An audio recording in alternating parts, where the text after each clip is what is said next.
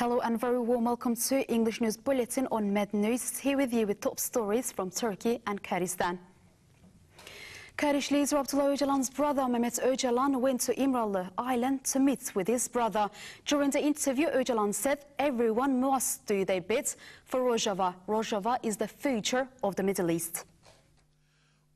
Kurdish leader told his brother Mehmet Öcalan that we discuss the process and make evaluations, but this is actually illegal. It is not taking place within a legal framework.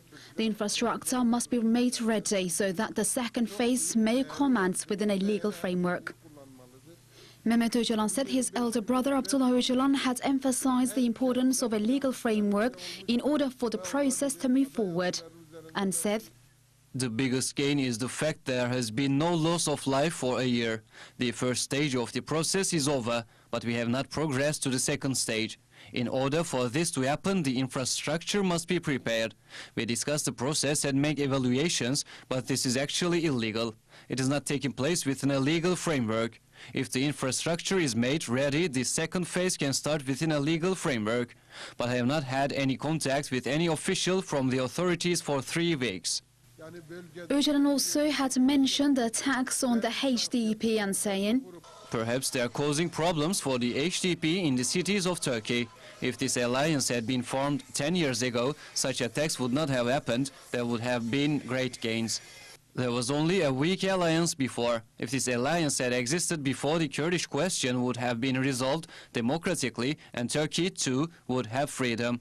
Turkey's problems will not be resolved until there is a resolution of the Kurdish question.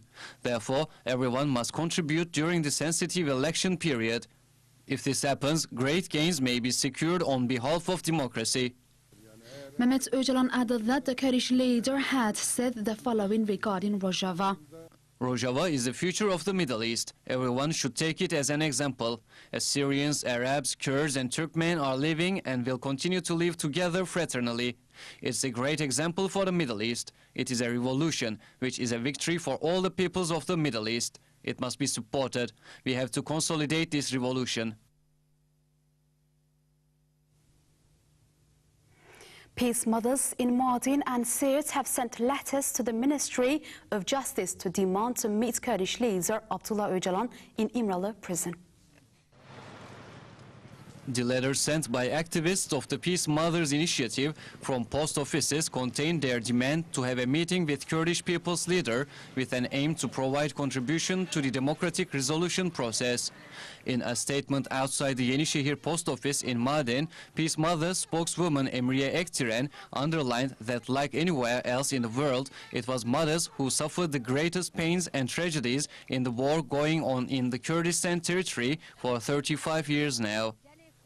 "We buried our daughters and sons at very young ages. They didn't have even a grave where we could pray for them," Ektiren said. Ektiren said mothers were happy for the occurring of no deaths since the March of 2013, the Nowruz Day, noting that the non-conflict environment has been achieved thanks to the resolution manifest Öcalan declared that day. Ektiren remarked that they wanted to meet the Kurdish leader face-to-face to provide contribution to his efforts for peace, adding that should talks with the Kurdish leader and the Turkish government continue, we, as peace mothers, want to have a role in order for the achievement of a permanent peace during the process of negotiations. Members of the Peace Mothers Assembly in Siirt also sent letters to the Ministry of Justice, voicing the same demand to have a meeting with the PKK leader. In a statement on behalf of mothers, Mashallah Işık Arslan said they, as mothers who have suffered great pains due to the years-long clashes, lost their daughters and sons.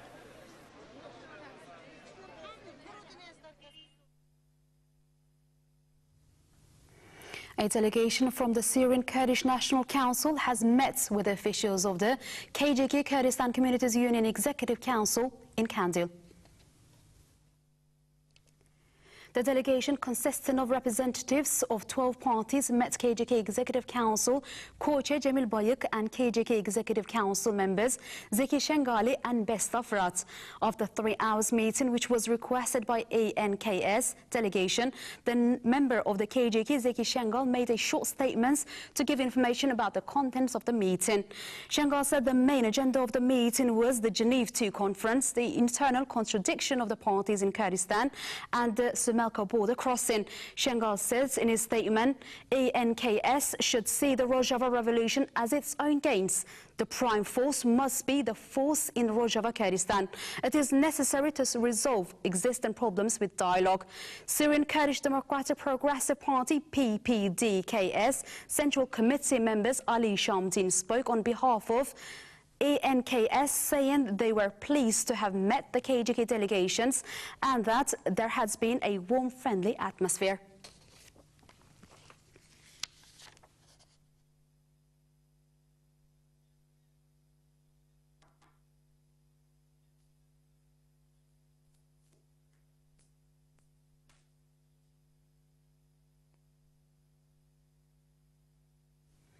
Thousands of Kurdish women took to the street to celebrate the 8th of March, International Women's Day.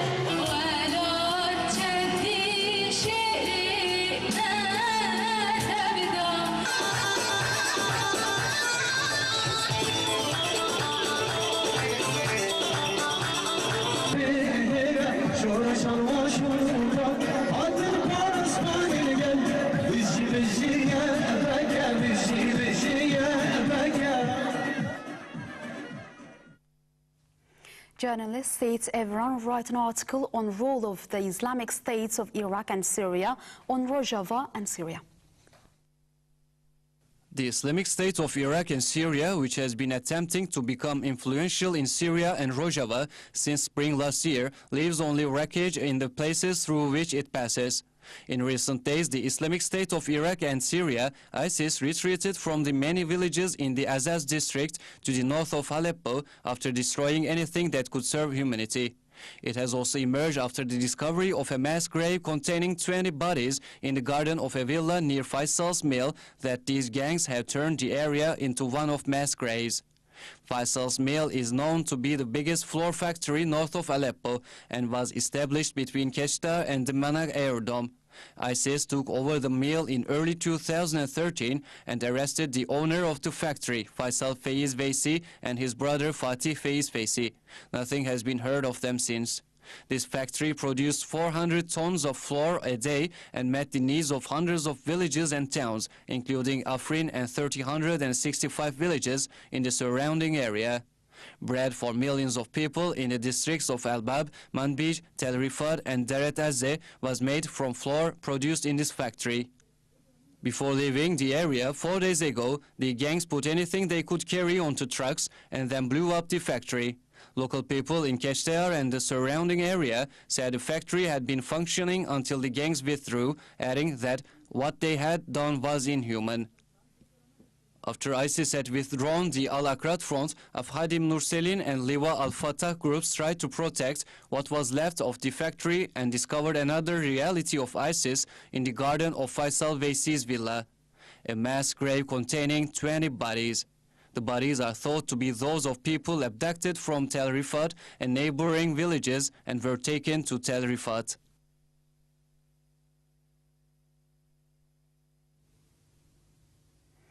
People's defense units have carried out an operation against the Islamic State of Iraq and Syria in Tel Abyad on the border with Turkey, killing at least 16 members of the gang. In the statement issued by the YPG Press Center, it was reported that the operation was carried out in memory of a 15-year-old boy by the name of Murad Fayyad. He was killed in an attack by ISIS on the village of Kendal west of Tel Abyad on 6 February. 3 members of ISIS were killed in the village of Birkino, 2 in Abdik, 2 in Susik and 1 in Miluh al-Qamar, and a military vehicle belonging to them was destroyed. When the gangs fired rockets and mortars at the area, the YPG responded by bombarding ISIS bases, killing 8 ISIS fighters and wounding at least 15. ISIS beheaded a Kurdish civilian who had been kidnapped February, Mohammed Ibrahim, in the city of Tel Abyad, and threw his body and head in the streets in 3rd of March.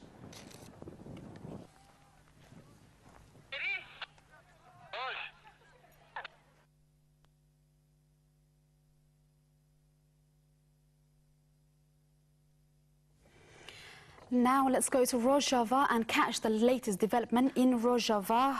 Mohammed Hassan, a journalist, on the line with us. Good evening to you, Hassan. Yes, my greeting for you and the channel of Mad Nucha. A Union of Protection People yet again invited to Fidelity campaign for the martyrs, the child Murad al Said, who killed on the hand of armed group Daesh, the west of Tel Abyad from Kendal village. And yet again was killed 16 terrorists in Tel Abyad and destroyed 1 military tank, and the military operation is in still. The operation of Union of Protection People yet again in Tel Maruf was to self-defense. This unit was not existed in Tel Maruf, but the armed group attacked town and seized houses of people, born markets and cars. In addition to destroy the religion mosques of Al-Sheikh Mashouk Al-Khiznawi, therefore yet again replay on the armed group Daesh and banish the armed group from Tel Maruf. Group armed in Tel Maruf attacked in the name of Islamic religion, but they are away from Islamic religion and they have not any relation with Islam. In Tel Maruf, 1 point of police Asaish, and this point is save the peace in town, but if necessary, the Union of Protection People Yataga coming in protection people. This tomorrow, armed group attacked Minbij locality and destroyed another Islamic mosque in the name of Aqil al-Minbaji, who are a religion man. And the armed group attack all local of Rojava now. Yet again, not only protect people, but also self-defense right in Rojava. Yet again, don't attack anyone, but it extracts rights of self-defense in the as a respectable power in the world. Mehmet Hassan, thank you very much. A journalist from Kamishlo reported from Rojava. Thanks very much for your participation. During a speech addressed at a local media representative in Ankara, PM Erdogan stood behind the contents of an alleged conversation with former Justice Minister leaked recently, indirectly confirming the alleged recordings. The aforementioned phone conversation took between Prime Minister Recep Tayyip Erdogan and former Justice Minister Sadullah Ergin concerning a competitive bidding including business person Metin Kalkavan. 50 journalists have been detained in the UK for tapping phones and some media outlets have been convicted. A publisher has also decided to shut down a newspaper. However, nobody talks about this. Nobody says that journalists have been detained or arrested in the case. Nobody says that there is no press freedom in the UK, he said. You can never tap a prime minister, president or ministers anywhere in the world. The prosecutors gave listed to the top secret conversations of statesmen without a consent. Those who have released these delivered recordings have also violated regulations as well as the constitution. They have tapped encrypted conversations, and in some situations they have done editing and dubbing whenever they needed. Erdogan also confirmed the phone conversation with former Justice Minister Sadullah Ergin on the Aydın Doğan case. They must be convicted, he allegedly said on the phone. Free Market Council gave me important information. It is normal to send orders to my minister. Milgen bidding, a competitive-based bidding which was cancelled even though Koç Holding has been declared as the winner. Erdogan said the following on Metin Kalkavan. There are numerous biddings. One bidder might have been eliminated and then called me about it. You should sue then. That's what I'm saying. The state budget gains millions of dollars this way. Releasing these conversations show how they have no character.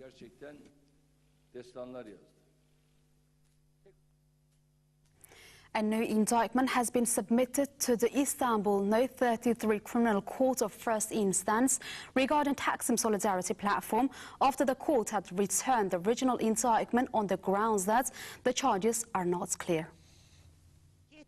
While in the original indictment, Gezi activist Mücella Yapıcı and Ali Çerkezoğlu were charged with establishing an organization to commit crime, in the new indictment they are accused of being leaders of a criminal organization. The new indictment regarding protests in Gezi Park charges 26 members of Taksim Solidarity Platform, including Ayse Mücella Yapıcı, the deputy chair of the Chamber of Architects, Environmental Impact Report Council, and Ali Çerkezoğlu, Secretary General of the Istanbul Chamber of Doctors. The state prosecutor responsible for organized crime, Mesut Erdinç Bayhan, has prepared an indictment in which 5 people, including Mücella Yapıcı and Ali Çerkezoğlu, are accused of being leaders of a criminal organization and contravention of the law on rallies and marches. The sentence asked for ranging from 3 years, 3 months to 13.5 years. In the original indictment, 18.5 years had been demanded for 5 defendants. The other 21 defendants are charged with contravention of the law on rallies and marches. In the indictment, the Taksim Solidarity Platform's call for action was described as incitement.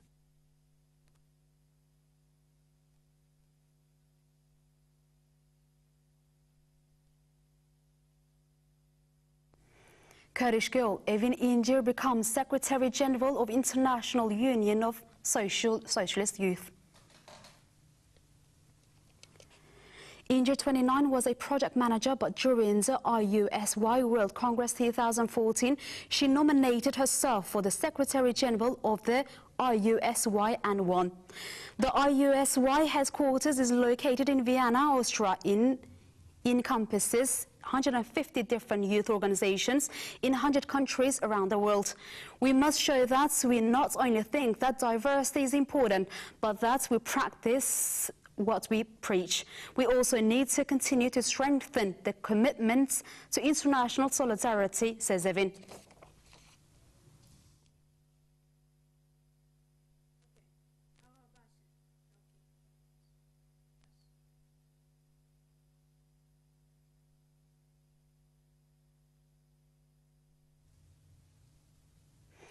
Now commenting on this, Evin İncir is joining me live.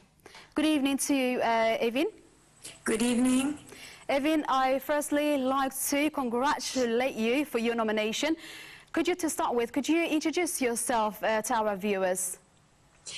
First of all, thank you so much. As you said, my name is Evin Incir. I'm born in Ahmed, in the northern part of Kurdistan. I came to Sweden when I was 6 years old, together with my parents. Of course, as due to the same reason as many Kurds, or most of the Kurds, because of us not having the possibility to be ourselves in our own country, to speak our own language, to express our own culture, and so on. Right now, I'm studying law. I'm in the end of my law studies at Uppsala University in Sweden, and am active within the Social Democratic Party in Sweden, but also, of course, in the youth organization.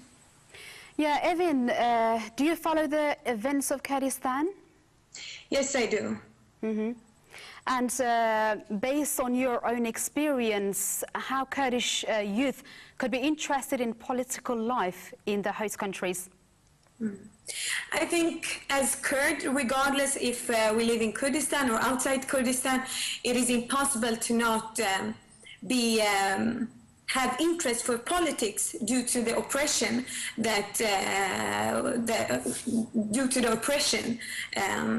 itself. To what extent contribute to understanding about Kurdish cause in your capacity as an international youth politician, Evin? First of all, when it comes to, the Kurdish issue in general, for me as a young Kurdish politician, but also I would say young politician in Sweden, the Kurdish issue is very, very important in many aspects. Not at least due to, of course, that so many human rights violations are taking place against Kurds, and the world is sitting silent. So for me, it is one of course, due to my own background, but also in general as social democratic politician, it is very, very much important due to that the issue has been neglected too long. Okay, well, thank you very much, Evin. Is there anything else you would like to say? No, I just wanted to say thank you for having me on the TV, and I really, really hope to see more Kurds, young Kurds, involved within politics, regardless of country. Well, thank you very much, Evin Incir, and we wish you the best luck. Thank you so much. UN Human Rights Office published a report on Syria crisis.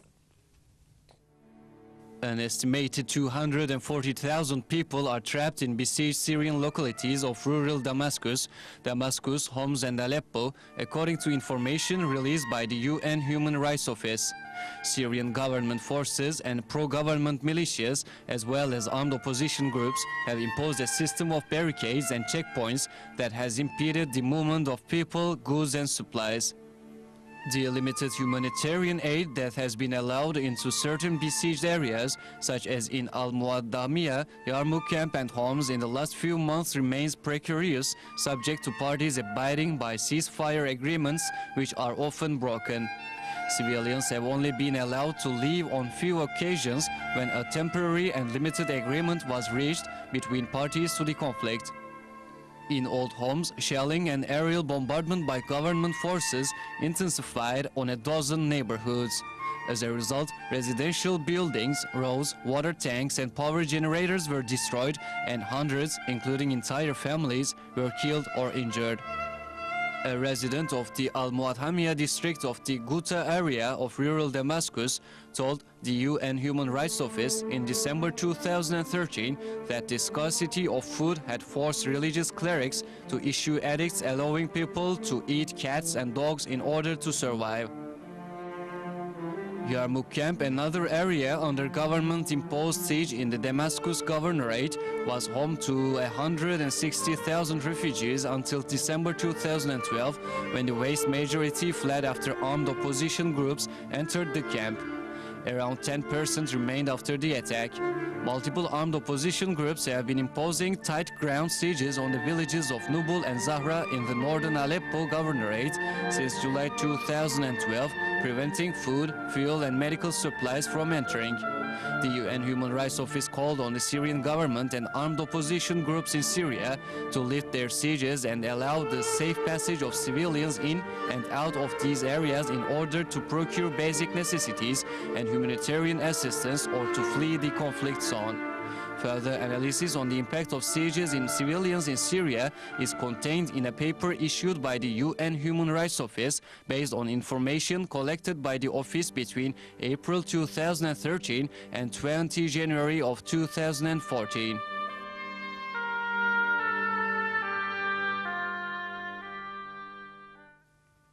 The screening of Lars von Trier's latest movie, Nymphomaniac, has been banned across Turkey's movie theatres by Evaluation Classification Higher Council. Nymphomaniac, Lars von Trier's latest movie, which was expected to be released on 14th of March, has been banned across Turkey's movie theaters. The decision has been taken by Turkey's Evaluation Classification Higher Council after a lower board made the first inspection. Contested by 2 members, the decision was taken by majority vote.